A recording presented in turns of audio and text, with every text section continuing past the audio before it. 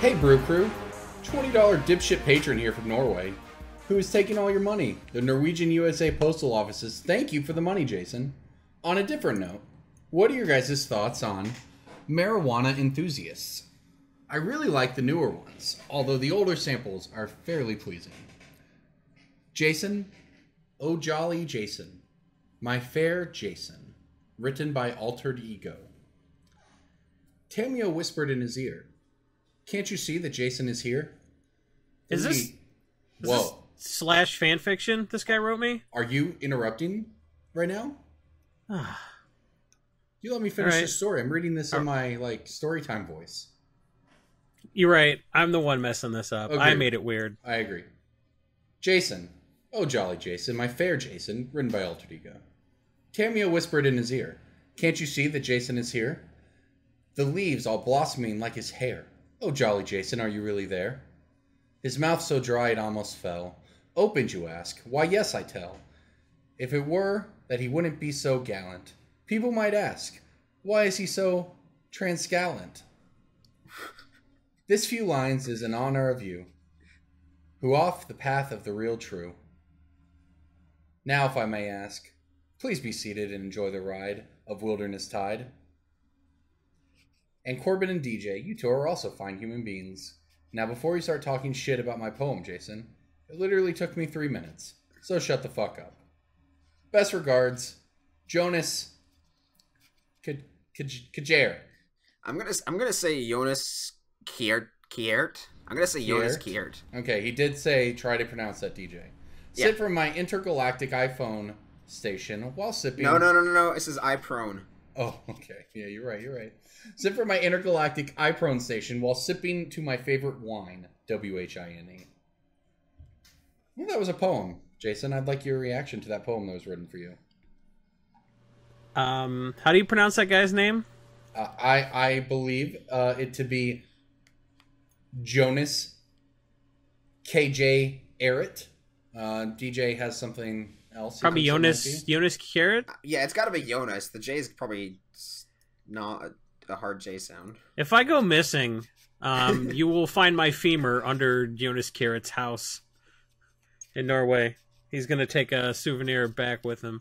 It's not going to be under his house. It's got to be on a mantle or like a shrine, right? In the closet. That was extra special. I need a drink. That was a hell of a cold open, my God.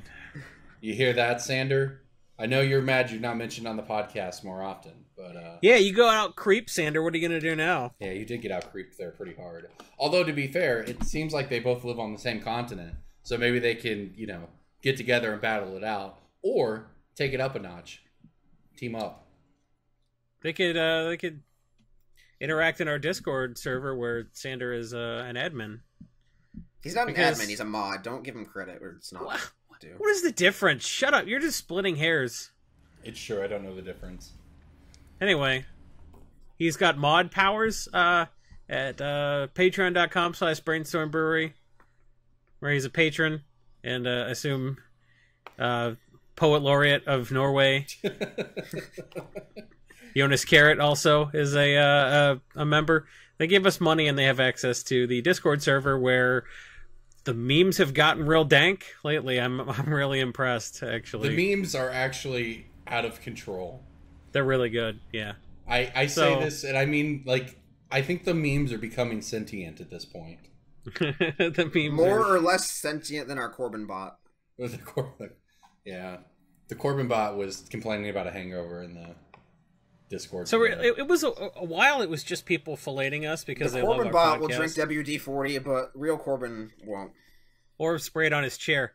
Yeah, it started with a bunch of dick writing from our fans, but the Discord kind of has its own rhythm now. I'm really yeah. It's just it's got its own memes and it's gotten a lot of fun. So for as little as $1, which is $1 a month, which is crazy low for access to the Discord server, which is basically another episode of the podcast every week.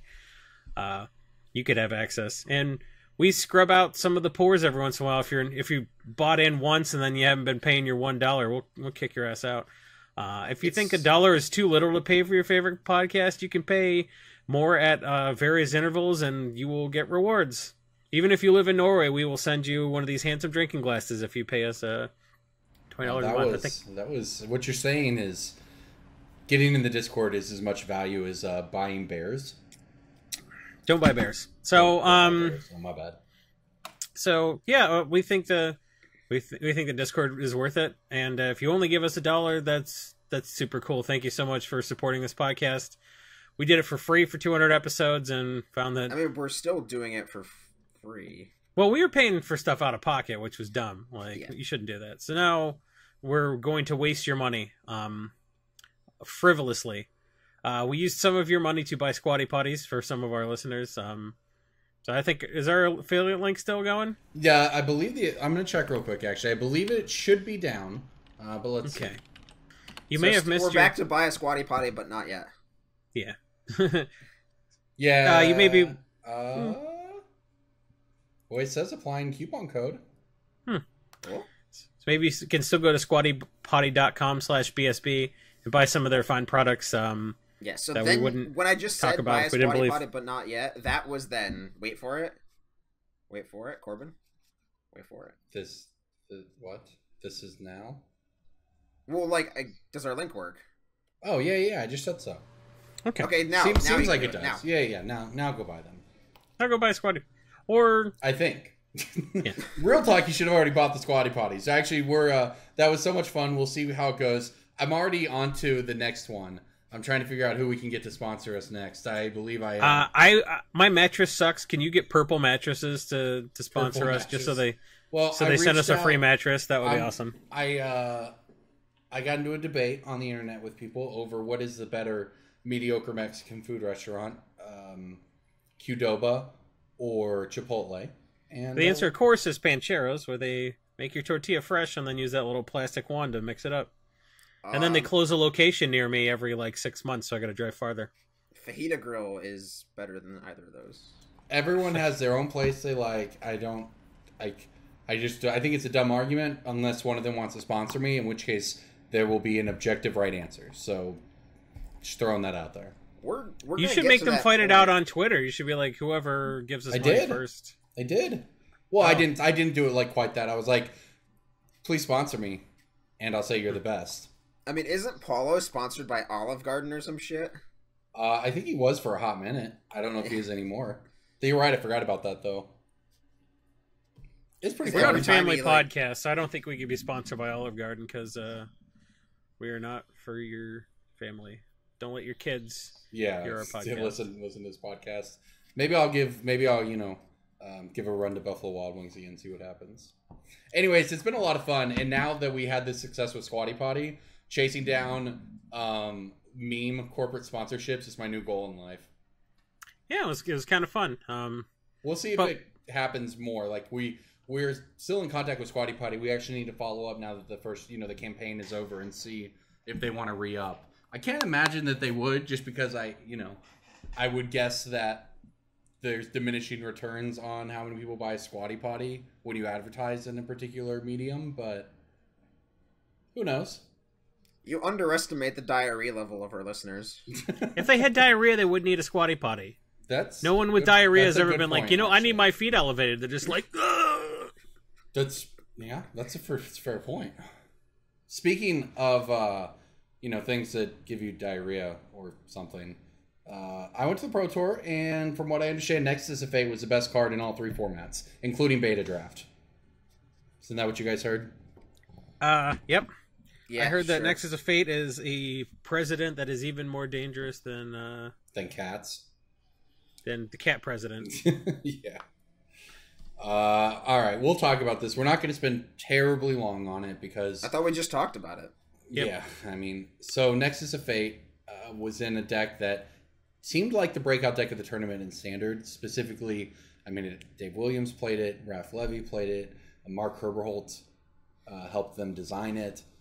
It was extremely good and it was extremely good, specifically against the field of red black aggro and mono green stompy. It fogs you for the first couple turns, then it gets planeswalkers down. You untap 2 lanes with Teferi, you fog, then you take turns with Nexus of Fate. You use Ascanta to find more Nexus of Fate, etc., etc. Eventually, you have all the planeswalkers and you win. It interestingly wasn't even the only deck to break out at the Pro Tour. The mono blue Aetherflux Reservoir Storm deck did pretty well, also. But Standard? Yeah. What are you using for cantrips in Standard?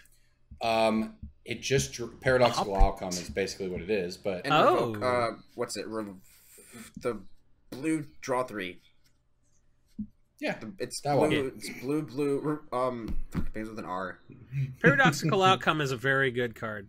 Yes, is. It's vintage playable. So Reverse Engineer is what you're thinking of. Yes, Reverse Engineer. Yeah, it's a cool deck, but they cut some of the Reverse Engineers a lot. Honestly, it's really interesting because there were 2 different versions of the deck. There was the combo version that was sometimes down to 1 Aetherflux Reservoir, because you just go find it with Inventor's Fair or whatever. Wow. But then some of the people playing it literally just cut all of the Aetherflux Reservoir and just killed people with Karns and tokens from Psy. Like, really, Psy was the breakout card. Psy Master Thopterus, a 3-drop. Psy Master Thopterus is a lot of fun. Yeah, and you know what? That makes your Paradoxical Outcomes twice as good. It was on camera. Nasty. It was on camera in the finals of the Pro Tour in Modern, out of sideboard of the KCI deck, and Ben Stark almost, very nearly, won a game through Leyline of the Void by just making enough Thopters to win with Psy. He didn't, but it was very close. So, card is extremely good in a lot of formats. I like Psy a lot. As long as Skull Clamp exists, stuff that does what Psy does is gonna be good. So anyways, it was really interesting. They had 2 breakout decks. So, talking about Nexus of Fate, though. It's the buy box promo. We talked about that before. I've gone on record saying that I don't like the precedent they've set with this and that it could be dangerous. And they went ahead and made one that was too good. The only thing here worth noting is that it is hard. We talk about Pro Tour spikes all the time. It is hard to imagine a deck looking better than that Fog deck did last weekend to a bigger audience. 30,000 people were watching on Sunday simultaneously. It is hard to imagine a card getting more publicity and more hype than this Pro Tour. We saw Vengevines selling at literally $70 a piece because like 10 people in the room were playing Vengevines decks, which, by the way, are sweet. And one of those missed a win and in for top 8 as well. But we saw Vengevines going for $70. Nexus of Fate, this card that apparently, allegedly, according to people, has so few numbers out there, so due to scarcity, that it's going to be, $150. It's just this perfect storm and it's a disaster, blah, blah, blah. It never even got more expensive. And maybe for a day, the week before the Pro Tour. Not because I was following this over the weekend. Not once during the Pro Tour did the market price of Nexus of Fate ever pass the market price of Nicol Bolas, a card that was not even played. So I just, like I said, I'm on board with the idea that it's a dangerous precedent. And Nexus, if it becomes the best deck in the format, this might change. But it's hard to make the argument that it's going to completely ruin Standard when it's not more expensive than a Mythic out of the same set that no one was playing.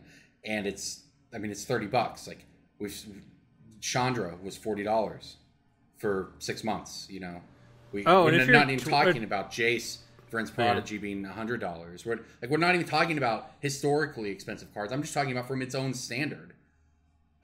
It's we'll see where things go from here, and it is uncharted territory. We don't know, but if the Pro Tour is anything to go by, yeah, be upset about it. And I'm not going to say anyone shouldn't be upset about it, but let's try to keep things in perspective. Where it's not even Bonfire of the Damned level. It's literally not even the most expensive card in the set, A card that wasn't played costs But more it's than not in the set, Corbin. It's on the standard reserve list. Yeah, standard reserve list. Yeah, and if even though it could be the Guilds of Ravnica buy box promo, and it's if on Wizards the standard reserve list, and if Wizards prints any more of them, people are going to sue them for promissory estoppel. I saw that argument. Yeah, it's just, I just want people to keep things in perspective, and I know that's not what the Magic community does, but I mean, and I'm not going to say I'm not biased in that it was frustrating to have a really cool weekend and a really cool Pro Tour. Just people, all they want to do is talk about a $30 card because that's ruining Magic today. Like, come on, just once, keep things in perspective. So, anyways, that's my take on Nexus of Fate. I don't know if that makes half the internet hate me or what, but like, I don't like the buy box. I don't think the buy box promo should be standard playable, etc. I don't like the precedent, but it's not that, just judging by the numbers, it's not that bad. If Psy Master Thopterist had been the buy box promo instead, people would have still bitched, just like they did about Firesong and Sunspeaker. So, if they're going to continue to do the buy box promo, just make it EDH jank. Just do whatever. Well, and the thing is, like I said, it's not that the argument is unreasonable. I don't like this extra rarity or whatever it is either. And we've talked about it in the past with Planeswalker decks. And those have had a couple cards come close to hitting in standard. And it's not that I like it, but at the same time, you got to look at the positives of it. And obviously no one on the internet wants to do that. So the downside here is if you want to play a competitive, if you want to play a deck in standard. You can't drive viewers to your YouTube channel by looking at the positives. Nobody wants that. They want you to bitch, and they want you to bring the argument up every couple weeks. Yeah, it's just, so the thing is, if the downside here is, and it's like I said, it is hard to imagine a scenario in which a card is more likely to spike than what occurred with it last weekend. And the highest it ever touched for a minute on like Wednesday before the Pro Tour was like $39, $40. So, if that's the downside, right? This is a worst case scenario, or at the very least a 99% worst case scenario. Maybe there's 1% where it becomes the only playable deck in standard or whatever, right? But this is theoretically about as bad as it gets, and you have a $30 card. Is that not worth the fact that not only do players who buy boxes get free $30 handed to them, but it's really good for stores? You know, they've done lots of promos for sets before, and if those worked, they'd probably still do them. They're not doing them. They're doing this instead. So I would certainly assume, and I'm not saying Wizards always, they're not, you know, they don't always make the perfect decisions, but they are trying to help local game stores by doing this. And they're trying different things to try to help, and it gets people into the store to buy boxes. It convinces people to buy boxes instead of, you know, singles, which is good for the local gaming store. It convinces, it gets people into the local gaming store instead of Walmart or buying the $80 boxes online off eBay or whatever. There's a lot of upside that is just not even getting mentioned in the conversation about the downside of having a $30 card. Actually, I think you'll find I mentioned all of those things, you know, when we talked about it initially, and then you were kind of like, but the president's dangerous, so support your LGS. I mean, what else do I got to say? Support your LGS. Negate the premise of the president. My entire point is that it can be both. So, but Jason loves his straw man. Well, but in this case, that's not a straw man argument at all. Yeah, I don't think that's just me making. You went after the one guy who misspelled the word precedent, and that's your entire argument. No, that's the catchphrase for the argument.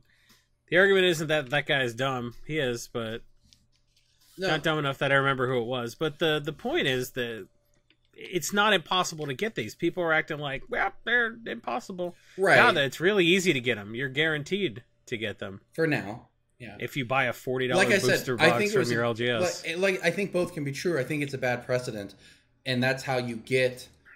But it's this maybe, is sort of the worst case. People said the same thing about Firesong and Sunspeaker. It's annoying that their like worst case scenario happened this soon, but this. Like I said, it comes down to what the worst case scenario looks like, though.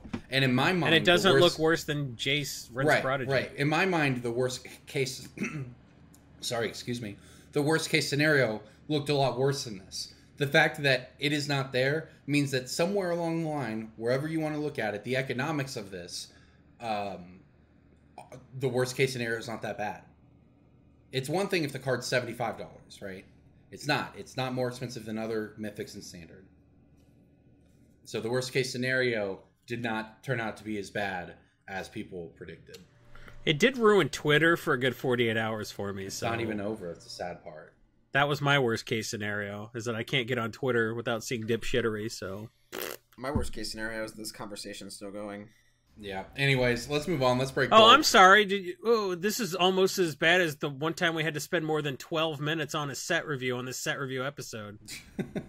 Hey, by the way, did you hate guys set reviews too? Everyone. Yeah, but I didn't shit on our guests when they were on our podcast. Hey, shut up. Did any of us pick Insidious Dreams as a pick on this podcast, or did I just write about it in my preview article? Because that card got bought out. Dreams. Do you know what it does?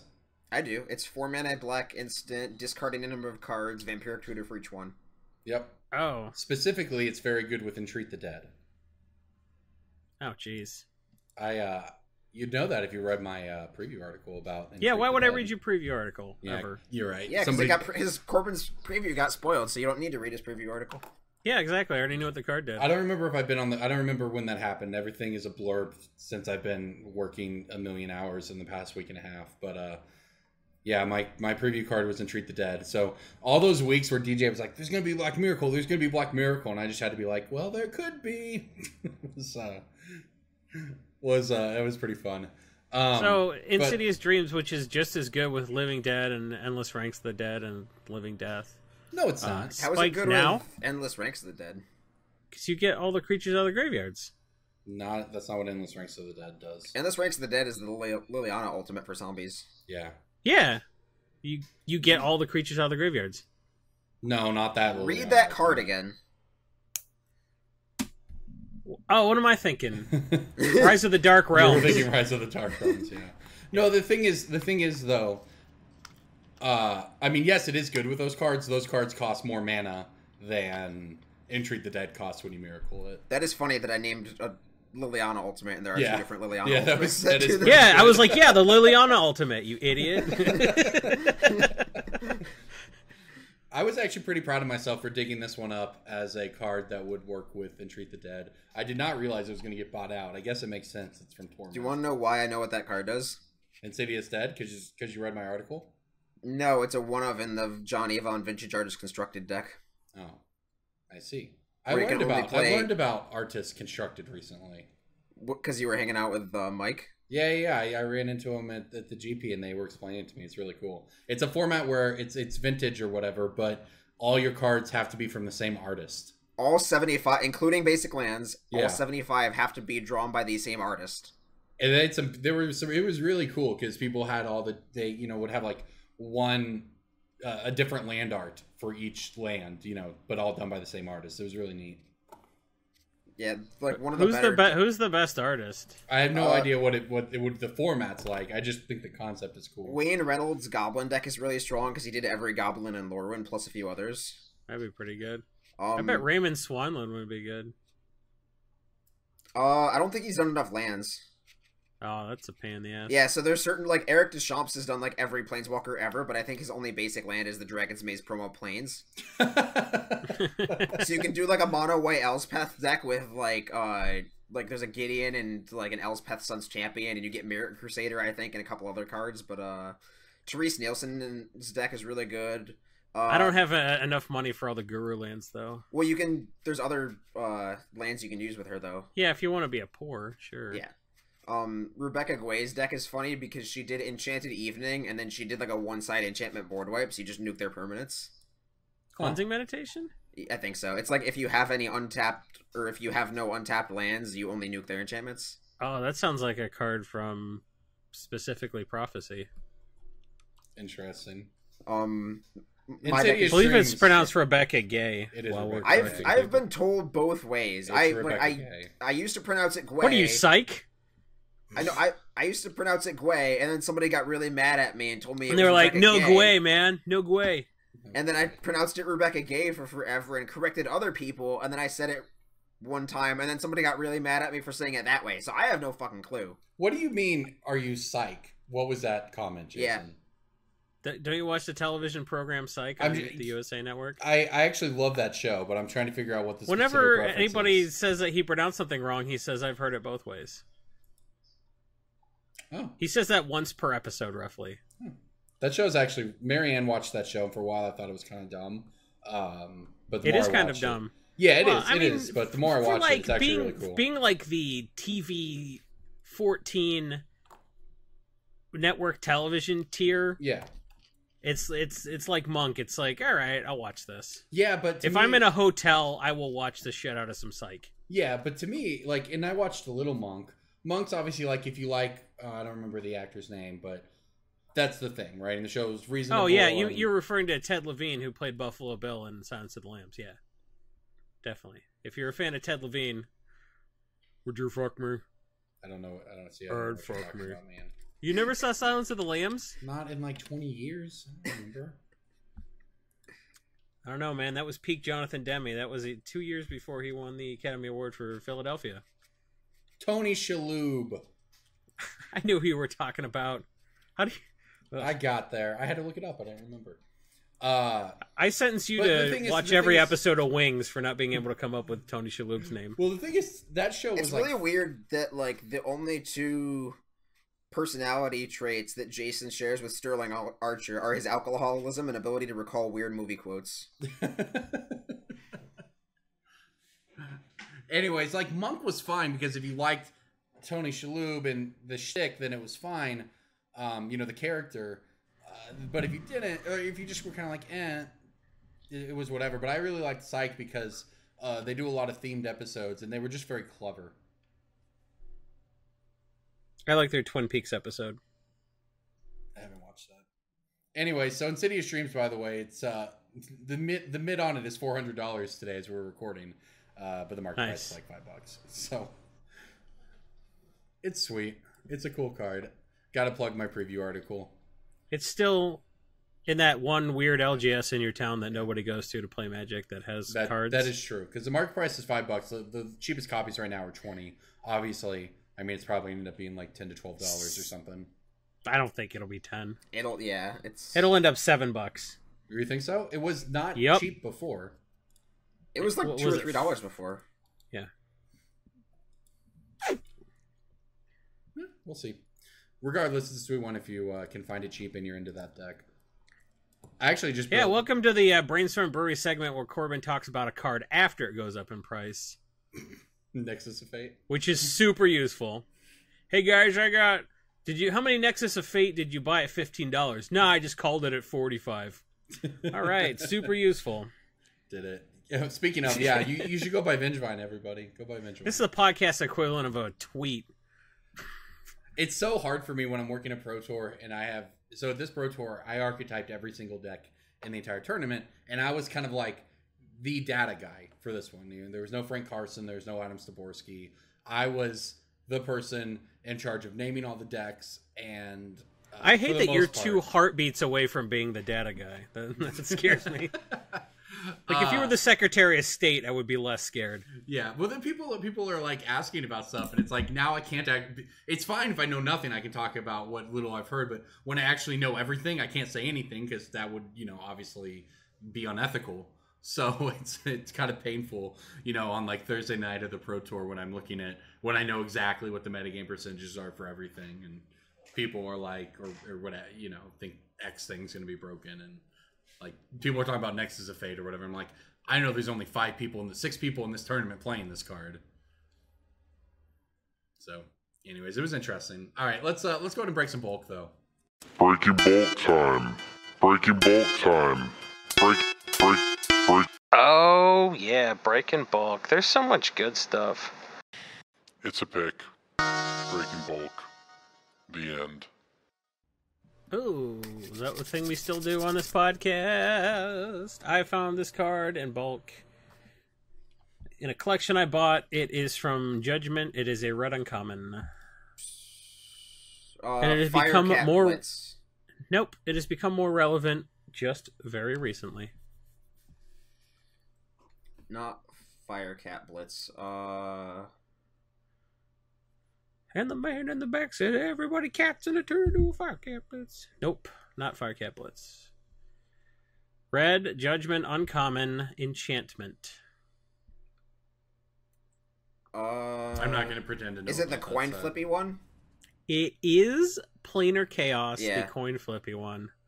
Zinder Split, Eye of Wisdom / Okaun Eye of Chaos have made this card suddenly relevant. You can still get these in bulk. You can still find these for a nickel at your LGS. It is, at the beginning of your upkeep, flip a coin. If you lose the flip, sack Planar Chaos. If you play this, you're a douchebag. Hey, if you play Zinder Split no Con, you're a douchebag, but sometimes people gotta be douchebags. So, if you play a spell, you flip a coin. If you lose the flip, you counter the spell. That's really hilarious. I like it a lot. It gives you a lot of coin flip opportunities to draw some cards and double some power, I think. I don't really know what those two cards do. It's been a while since I played Battle Bond. So, get these out of bulk. These are retailing for like $1.50. It's good. It's a good thing.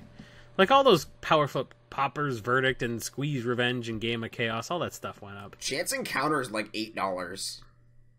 Yeah, It's Fiery really Gambit's dumb. like 4. Chance Encounters like 8 What are to these 10. cards? What is Chance Encounter? All of them say coin, or Chance Encounters flip a coin. Oh, I see. It's like the win condition one. It's Yeah, but it's you win the game. It's the Mortal Kombat / I see. Biorhythm / epic struggle, yeah. yeah, for red. You got to win 10 coin flips. What is this? Cetus Odyssey? Interesting. 10 or more luck counters on it. Okay, that's kind of cool. Are these related to like Buzzbark or whatever from Unstable? I mean that No. that might have played a role. I don't know. Buzzbark but, rolls dice. He doesn't flip coins. Oh, my Okay, bad. so- Whatever's in Unstable that does coins. Nothing in Unstable does coins. It's all dice rolls. Yeah, that goes all the way back to Unglued. I don't think I've ever seen a coin flip. No, what about Krark's Other Thumb? That's what I was thinking of. That's dice rolls. Oh. Krark's Thumb is Well, coin flips. Krark's Other Thumb is you can negate one of your dice rolls. That's too bad. You that's would what I think was if you thinking could, of. it'd be like 2 Krark's Thumbs in the same deck. That'd be awesome. Yeah, that's because I mean, won't lie. It's not like I know the cards in Unstable, but that is what I was. But I thinking mean, of, was Krark's Other Thumb. everything got buoyed a little bit. Like not creepy doll, but anything old. Anything as old as like Cold Snap or older, like Karplusa Minotaur, yeah. Tide of War, Fiery Gambit, Risky Move, Impulsive Maneuvers, Poppers, Verdict, Game of Chaos, Mog Assassin, Squeeze Revenge. All that stuff was buoyed by the whatever. Everyone was like, "Ah, it was the kitty cats, right?" Anything that's obvious to somebody that doesn't really speculate is going to move just because it's a kitty cat. The kitty cat deck got printed. It was a deck that people wanted to play, though. Now they wanted to build it. People built it and then played it once and then Sure. so. But it was the thing is it's obvious. I talk about the Keynesian beauty contest sometimes where you're not trying to pick the best answer, you're trying to pick the answer you think everyone else is going to pick. So something's obvious and attractive to people that kind of love weird chaosy stuff. Nobody's still playing Zinder Split Oaken decks, right? But you know, let's see how many Zinder Split decks are on EDH. 61 on EDH. Right, but the 61, people who not a lot. build Zinder Split and Oaken decks aren't putting it on deck stats. I don't even know what these. I cards mean, do. I would argue don't they're like the you only guys. people that do that kind of thing. So, whatever. The next thing that's super obvious is like, oh, this is Because maybe Insidious Dreams and Graveyard stuff. There are existing strategies out there that don't have commanders yet, and when that commander niche gets filled, it creates a sudden just the dam breaks and like instant demand. Like Walls is a commander tribe that people have been building forever, and they're like, "Oh, I'm playing Derevi Walls because there's no wall commander," and then Then you suddenly we wall get a commander. Yeah. Kitty Anyway. cats. All right. I've got one for you guys. Scars of Mirrodin, uncommon artifact. Throne of Geth because LSV. Yeah, because it was yeah, was it LSV? It was not LSV. I thought it was Josh Ederlayton. it was Josh Ederlayton. Okay. What he was doing with Throne of- wasn't it LSV that also played like the Blue Black Yes, Shadow deck? he played the deck. That is a Josh Ederlayton special though. That's actually it's pretty smart. What you do is you set their Chalice of the Void at 1 to 2, so they can't play another Chalice of the Yeah. Void That's on great. X equals 1. Yeah, it's a legacy sideboard thing. For people who don't know, the Death Shadow deck in Legacy, to be honest, kind of broke it. Like, as much as you can possibly break Legacy, it kind of broke it. The Death Shadow, they're playing Snuff Outs. The big one that became a difference maker was Reanimate. They're playing a couple Reanimates in the deck. Instead of you just reanimate a 1, you know, you reanimate your Death Shadow or your Delvers, but sometimes you reanimate a Street Wraith, which not only takes 5 life away to power up your Death Shadow out of nowhere, but it gives you another 3-power Swamp Walker, which is pretty relevant in a format of Grixis. Well, I mean, it reanimates their shit, too. Yeah. If they just, like, accidentally Faithless looting away an Elesh Norn and a Corso Brain and bringing one of them back, you're like, oh, I'll take the other. Well, not even that. Like, I think one of the stories was playing against a Reanimator opponent, and they just went draw to 8, discard, go, with the intent to reanimate on turn 2. And instead of just, the Death Shadow player just reanimated their creature.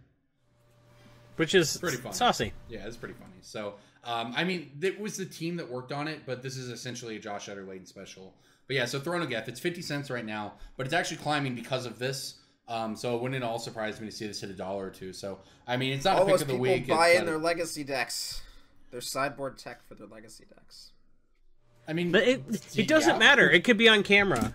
No, I know. You could hold up a card on camera and be like, this card is dog shit. Don't ever play this, and the price will go up. Well, yeah, and I mean, think about it. There's a lot of people right now trying to play or trying to figure out what they're doing in Legacy, and this is pretty clearly the best deck. I love every goddamn card that has Infect or Proliferate on it because it's so hard to reprint them. Yeah, exactly. So, it was pretty cool. All right, DJ, you're up. Mirrodin Uncommon Artifact. Original Mirrodin, not Scars. Original Mirrodin Uncommon Artifact. It has 2 reprints. Ooh. Lockset and Warhammer. No. That was a rare. No, it was not a rare in Mirrodin. It was an uncommon originally, Corbin. Oh, and then it became a rare? Disgusting, yeah. Oh, the card was not even close to fair at that When I started playing, it was a rare.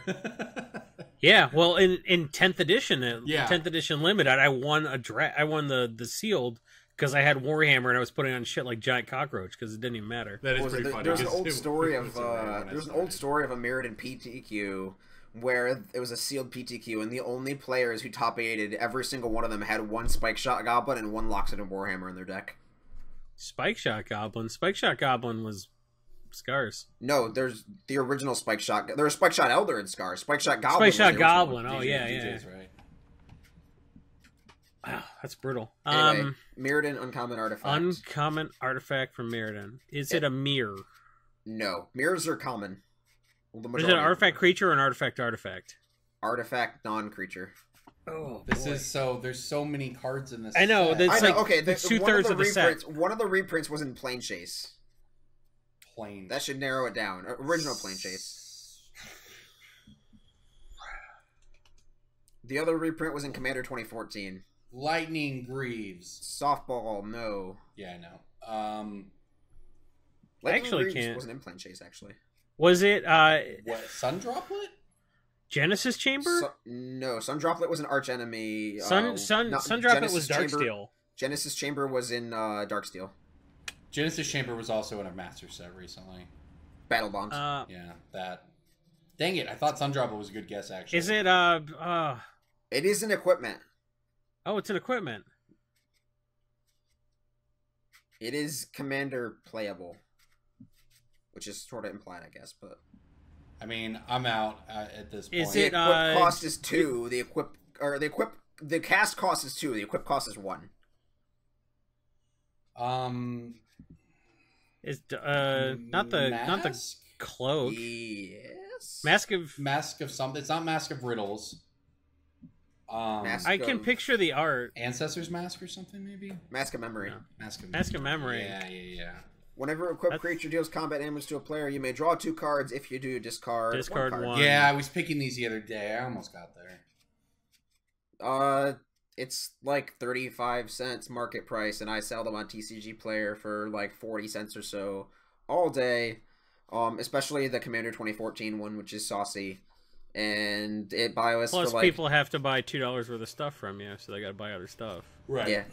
Even if they buy 4 of these. I mean, yeah, usually this is the throw-in, right? Usually they're like, oh, I'll buy your Darksteel Forge or your Shockland, and also buy a Mask of Memory for my deck or whatever. It is interesting. It's worth money because it doesn't seem like that strong of an effect. Yeah, because you put it in the decks where you play it in like a red or black or green deck or whatever that doesn't have card draw. Or red or white, I guess, is the best way to put it, but yeah.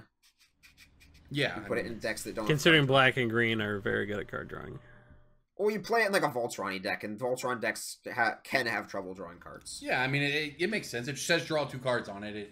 That's powerful, almost regardless of what the rest of the words on the card say. Yeah, so you buy these out for dimes, sometimes 15 cents, and it's fine. It's a card that everyone leaves. Like, they'll pull all the artifact lands, they'll pull all the whatevers, and then you get all the Mask of Memories. It's pull all the talismans and be like, oh, this cycle's not complete. They had a chance to print a red-blue talisman in the artifact deck in Commander 2018. That was the least of their sins. I'm actually becoming kind of tilted by the lack of... I have multiple times been building a deck where I just want a freaking talisman, and then either they don't exist because it's an incomplete cycle, or it's this is Dan Bach's Bet Noir. I was just gonna say, join Dan Bach's crusade. He has like a vendetta for he has a vendetta for the Is It Border Post and the Is It Talisman and all those. Interesting. Like it's also he plays Joyra. I'm building Nicol Bolas. Finish your cycles. Yeah, I'm building Nicol Bolas Ravagers, first new commander deck I built in forever. And I was looking at the mana rocks I want, and I was like, man, I just want this card or whatever. And then I go to buy a Talisman of Indulgence, and they're like $2. Yep. It's really annoying. Why didn't you buy it from me, man? You weren't TCG Direct. I know that. I was trying to get everything TCG Direct. No, I'm TCG Indirect. Yeah, well, that's helpful.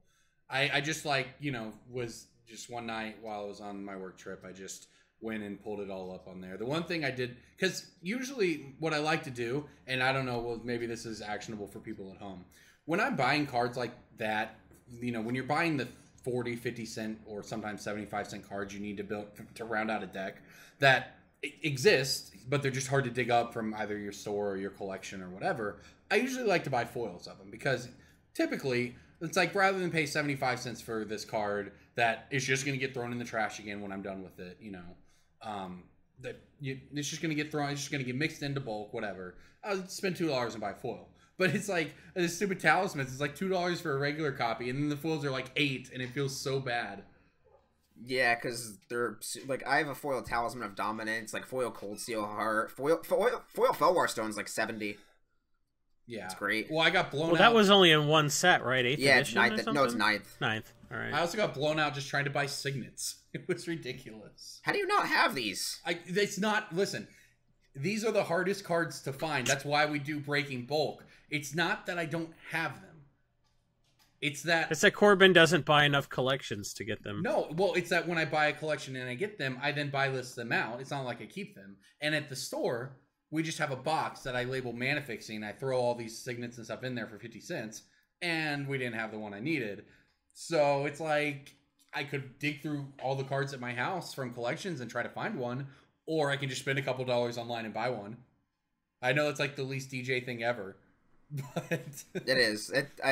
I understand your logic, and I know a lot of people will be like, yeah, that makes sense, but that grinds my gears. I mean, it is a pretty anti-DJ thing, but I just want all the cards to show up at my house in 1 or 2 packages and then put them in my deck, and it requires the least amount of work. Like, keep in mind, I'm the guy who hasn't re-sleeved a deck in ever. All of the YouTube viewers, all this shit is set sorted behind me. All of it. Every single... Oh gosh, should I don't even want to show people my office. It's Look like, at this. No. I've got like... No one cares. Oh my god. I've got like 35 rows here that are not at all sorted. You can tell that it's a slow week here. Anyways, let's move on then. I'm going into the vault, everybody. We're doing it. Oh, from the vault emails. Jason, do the jingle. From the vault. From the vault. We didn't read your email. It's Corbin's fault. I can do that better. Let's do it again. I don't remember. I think if I flagged these, that means that I read them already. Let's see here. No, yeah, you're super organized. If I flagged them, it means I put them in a folder for 6 years. You had one. This was your only job. Yeah, I know, right? This was your only job on the podcast. You should have already had emails open at the start because I sent you the poem. No, I was saying it was his only job 6 years ago, but yeah, that too. Every time when we podcast, I open up 4 tabs: the spreadsheet for pick of the week, the BSB email, the docket, and the Patreon page. That's it. Wow. Mister, I've been on this podcast for 40 episodes talking about how professional he is. That's good. We're real impressed, EJ. I've been on more episodes than Corbin, and you know it. That's a low bar, man. That's like saying you've been awake more than Ryan.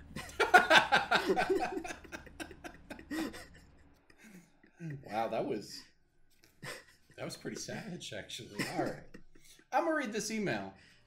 Titled,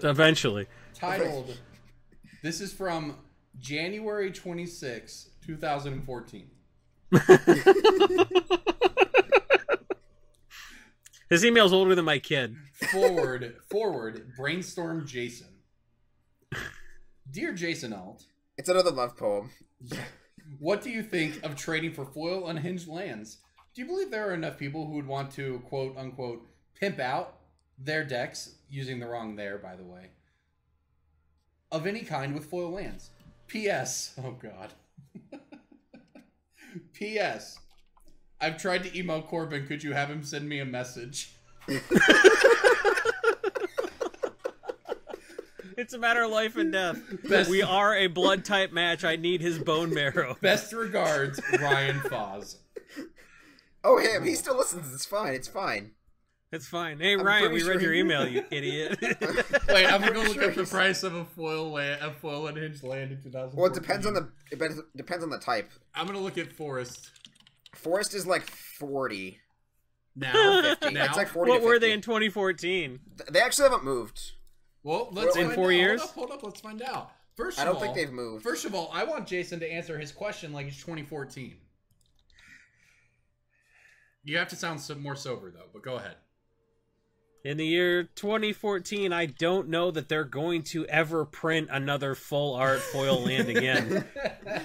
There's really no indication that it'll ever happen again, so that kind of makes these unhinged lands kind of the best, right? Like, they got that John Avon art, it's full land foil. I don't think they would ever do another unset because Morrow said on his Tumblr that they're not going to really... So I don't think there'll ever be a third unset, which means the unhinged will probably just hold value forever. So you'll have no competition, and I think the number of people that are going to want to, pimp out their... I never understood pimp out, by the way. Is that because of Exhibit? It's because of Pimp My Ride. Because, if pimping your deck out means, you let someone fuck your deck for money, right? Like it comes from Pimp My Ride, I believe. I get it. Yeah, that's not good. We shouldn't let Exhibit influence our culture any more than he already has. Well, in 2014, that would have been a hot take. Yeah, he was still on the air. Exhibit would have come to my house. Now he needs to borrow someone's ride to get here. All right, so for reference, yo, dog, I didn't invest wisely. I heard you like bitcoins. Yeah, next time someone's like, answer this email like it's 2014. Buy bitcoins. Sell in 2017 for 11,000. Email past me. All right. Tell me not to marry the woman I married. In January of 2014, they were 40. The price of a foil forest, is the one I pulled up, was $40. Today, it is $60. Wow, so you only would have made 50% over that interval. Yeah. You tell any Wall Street traders, like, look, here's a guaranteed 50% increase over 4 years, and they'll be like, forget it. So... Oh, yeah? Yeah, they'll be like, that's nothing. Disagree. So, 50%, any Wall Street 50% over 4 years? That's insane. That's nothing. That's a mere 12.5% a year. That's barely barely the rate of inflation. No, what? Corbin, inflation has been like 2%? Corbin, you're being baited. I was going along with it for the cast. This is like when it was a good thing that Corbin. It's a good thing that Corbin didn't read your email. Otherwise, you would have barely made any money. So, thanks for still listening to us 4 years later. Every week he's seething. He's like, "Oh yeah, you're reading another email from Sander Vanders." The islands, by the way, the islands in 2014 were 70 foil. Today they're 77. Yeah. So, yeah, this would not have worked out well. All right, I got one more here that I think we can do. Oh, this is an interesting... Wait, what is this? Oh, wait, this person... Oh, my gosh. Okay. This person's dead. Share it with the class, Corbin. All right, January 31st, 2014, because I'm working up from the bottom here. This one comes to us from Steve Chase, who has transcribed our set review for Born of the Gods. Oh, this one. This is very nice of this person. I want that transcript, because can you just, like, Control F Chromanticore? He said, we asked about this before, and as Corbin said there wasn't a Chromanticore part. Unless he lied. I'm looking... Corbin? No, lying? Okay. Chromanticore, because I'm not going to read this whole thing, because, I mean, it's just... Read the whole thing. No, it's literally just him, like, saying what we said. I'm going to look through and see if there's anything good here. But, Chromanticore, $4. This isn't for casual players. This is for people with head trauma. Jason. Okay, yeah, there it goes. This art should be in Crown. Crayon. Crayon. Jason, I can't say that word. Crayola. That was pretty good. That was, all right, so let's see here. Okay, look, Phoenix, God of Deception. Quote from Corbin, expensive in 5 years. Hey, what do you know? It's almost been 5 years. Phoenix is $5 right now. Well, no, it's not. It's $6.50. That is expensive. Well, it's doubled since then. Huzzah. If you told any Wall Street trader that you could make 100% over 4 years. That's barely 25% a year. That's barely the rate of inflation. Here's a nice one. And this one is not attributed to anybody. Courser of Crufix. I think we all know that's a very good card. Been good in Commander, good in Modern, etc. Says, dependent on Maze's end deck. Bulk. Whoops. Whoops. Who said that, Ryan? It says it wasn't attributed. That definitely sounds like a Ryan thing, though. All right. Listen, if you see Ryan at a GP, if you see Ryan Bouchard at a GP, ask him about Japanese guild gates. Just do it. Just try it. That's all I'm going to say. Okay. Here we go. Faded Retribution. This, for people who don't know, is a 7-mana instant speed wrath. Destroy all creatures and planeswalkers if it's your turn, scry 2. 4 and 3 white. Corbin, I think all of us knew what that card did. Yeah, not all of our listeners, so. All of them. Everybody. That card was a staple for the longest time. Jason says to buy foils at $3 to $5 cash. Oof. Nice. What are foils now? $1. Yes! Did it? If you told any Wall Street trader that you could make negative 200%. They would laugh at you. Oh, man. To be fair, I thought that card was going to be good, too. I thought that whole cycle was going to be good. It was not. People were playing fucking Route in EDH, and they still are. Okay, whatever.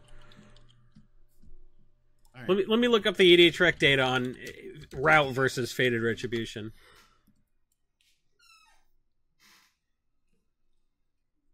All right, here's one. Jason says, buy or $2 foil pickup, plea for guidance. 6-drop sorcery to put 2 enchantments into your hand, and it's exactly $2 now. We called Spirit of the Labyrinth a $6 to $10 card.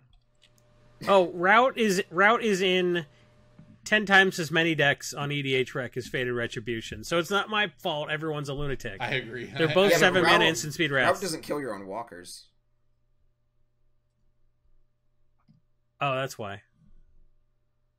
Well, all right. Spirit of the Labyrinth, we called a $6 to $10 card. Card's bulk. Whoops. Well, it got reprinted. No, it didn't. No, it didn't. Didn't it? We thought this was going to be a Death and Taxes card. I mean, it's a 3/1 for 2. Each player can't draw more than one card each turn. This card rips your dick off in Cube. Yeah, it's just good. It's just great in Commander, too. The issue is, they went and printed at some point later, they printed the Monarch, and you play Palace Jailer and Death and Taxes, so you actually want to draw extra cards. I mean, it's also just not worth the slot. Even without the Monarch mechanic, like Palace Jailer was like a 1 or 2 of. It's not. That's not the reason they don't play this. Well, they printed Recruiter of the Guard, so now you can just always get your Palace Jailer anyways. No, it's still kind of weird to me that it's one of those cards seems like it should be played. I mean, each player can't draw more than 1 card each turn. It's a 3-power creature. Like, it's a Brainstorm format. I still don't understand how this card isn't good. They cast Brainstorm and you vial it in response. It's like Notion Thief. Only it costs 2 mana instead of 4. This seems so playable to me. All right, we call it Temples, $4, but that's probably predicated on standard. Is there anything else in this email? Yeah, we said to sell Kiora at 10. There you go. There you go. Yeah, we did fine. We said to sell Zenigod at 15. There you go. That's the thing. That was there were some good ones in there. Remember, everybody, I'm doing this. I'm preserving maximum transparency here, and I'm not pre-selecting these emails. I am opening up the folder and reading an email when we do these live. It's way more fun that way. So yeah, I mean, I had to dig through that one to find the good parts, but there you go. That was enjoyable. I love that segment. For who? For Ryan Foz. All right. How about we do some picks of the week? I hope he found his calling as like a scribe. The guy transcribed it. I hope he was listening to that in real time and just like furiously typing the entire, just like word for word. Yeah. It's pretty. Those are fun. I love that segment. And you are saving all the new ones, right, DJ? So we can come back to them in 3 years. I've been deleting them every time we read them. Well, you got to like strategically pick ones, preferably ones from not patrons, to not read and just throw them in the queue for 5 years from now. I'll roll a die. Okay. We don't want unlucky people getting their emails read. I agree. That's true. I agree. That's true. When people apply to write for EDH Rec, I take half of their emails and delete them because I don't want unlucky people to write for me. Or people who are stuck in the Soul Stone.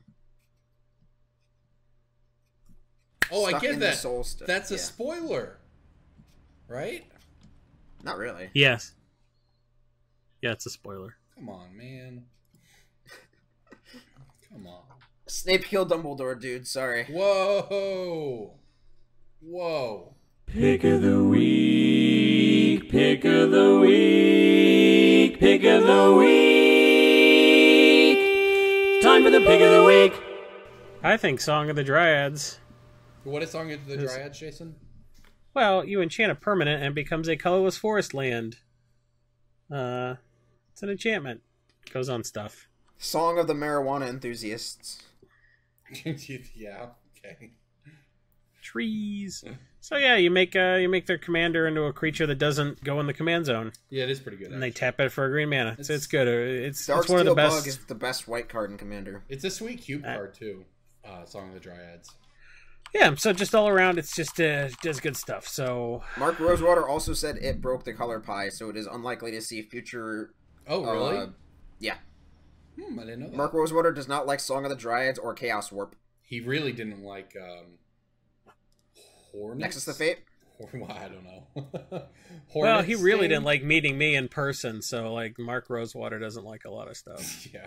Hornet Sting, I think it was, the 1 mana green instant that just dealt 1 damage to any target. Yep. He hated that. Uniero Bee Sting for $4, 4 mana dealt 2 damage. All right, I'm interested in what you guys think of this. It seems to me, looking at the data, that Crucible Worlds and Core Set 2019 is bottomed out. Yeah, like just 15? about. But here's the deal: there are no good cards in the set.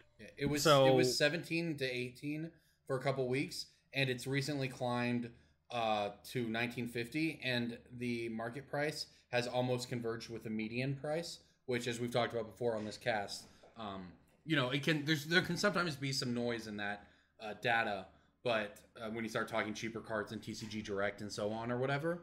But in this case, it seems to be that the cheaper copies of Crucible are drying up. The median is not moving yet, but the market price is, and that means they're both going to start moving.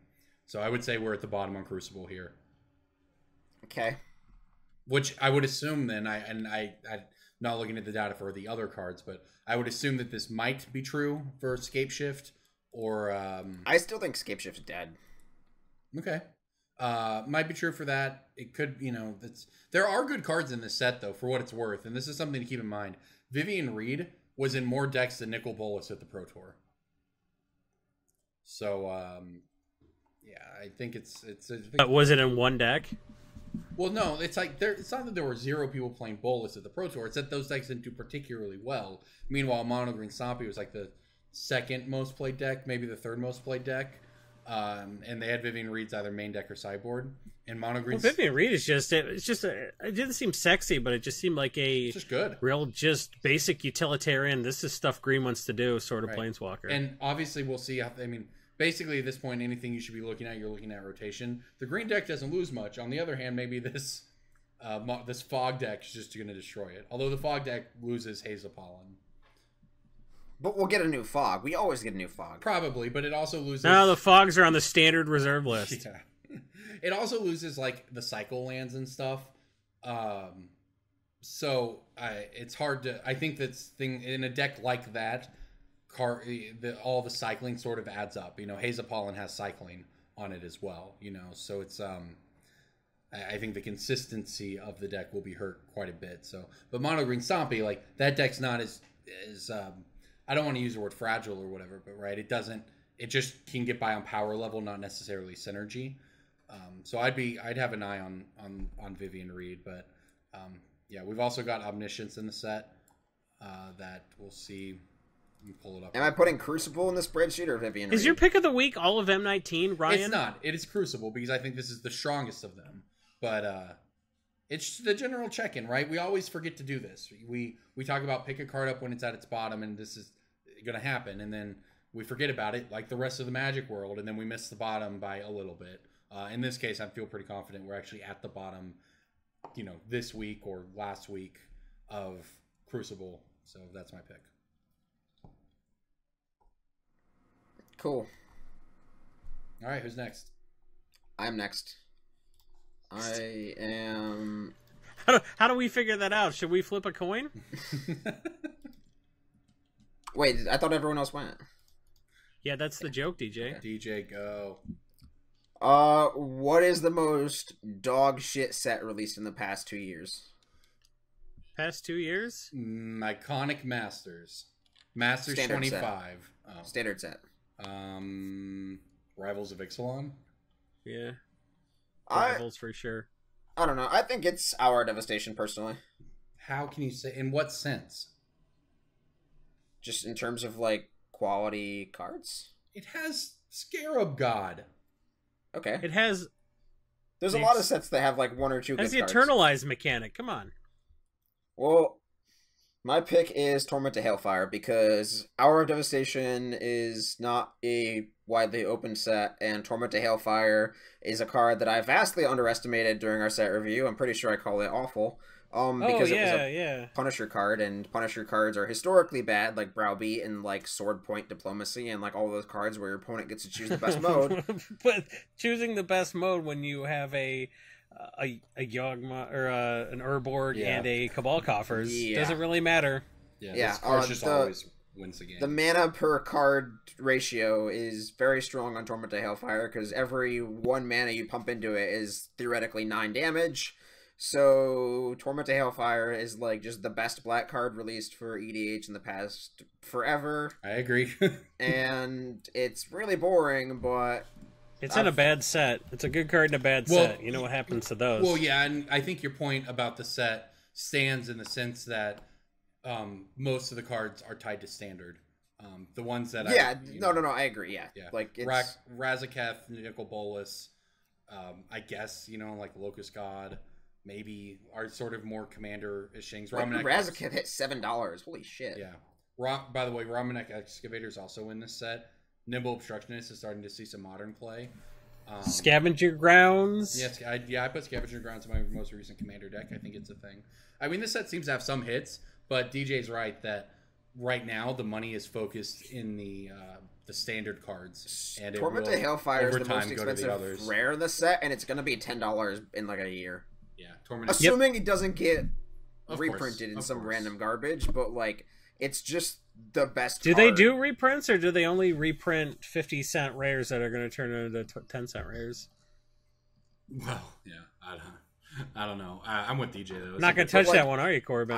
A lot of my picks ever since I have sort of become a actual store, I guess is the best way to put it. Sure. A lot of my picks of the week are just predicated on like which is the card that I cannot keep in stock regardless of how many times I buy it, Right. and what are the cards that sell out quickest. And Torment of Hailfire is just a card that 10 people ask me about, and then I have to say no to like 7 of them. Yeah. Yeah, So- absolutely. Speaking of Commander, DJ, you'll appreciate this. I played Commander with a member of the Rules Committee last week. We had a brief discussion about, cards and ban lists and so on. And Tell me more. I put in an official request to ban Cyclonic Rift. Oh, I thought you were gonna troll me and just say like, I don't know. To ban Gonti. Listen, I put in an official request to ban Cyclonic Rift. This person replied, "That's probably not happening. It's basically blue sweeper." So I did. Wow. I did. Can they say stuff like that? I mean, they're Probably not happening. They're Jeez. allowed to have opinions. I mean, it's a rules. They're people. They're human beings. It's a good thing Cyclonic Rift is blue's only sweeper, and they don't have Evacuation or River's Rebuke. Or, Well, regardless, I mean, these things. Evacuation is only creatures. Blah blah blah. I'm not saying that the point is invalid. What I am saying is that I killed him with it the next turn. So I did my part. Were you just listening to him with the card in your hand? Oh like, yeah. Uh-huh. Oh Uh-huh. yeah. What do you think of Rift? It's probably fine. Motherfucker! There were some very fun games. Had a lot of fun Commander at the Pro Tour. But yeah, it was pretty good. I like I said, their point is not invalid. It is a card that blue has that Sway of the means. Stars is blue's only sweeper. It's just it was funny. I then did what you're supposed to do and killed him with it the next turn. But like it was like a 2-turn. Maybe I say the next. It was like not immediate. But it was a within the next 3 minutes or turn cycle or whatever. Yeah, I spent 7 mana. This game is mine. It now. was beautiful. I was gonna probably win the game anyways, but it was the nail in the coffin. So who knows? Here's hoping. All right. Anything else you guys want to say this week? This was a really bad episode, and we're sorry. What? This episode was fine.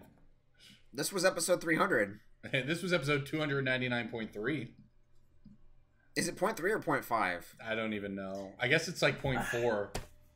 Because We're gonna really try hard to do episode 300 next week. Let's put it that way. Yep, that's right.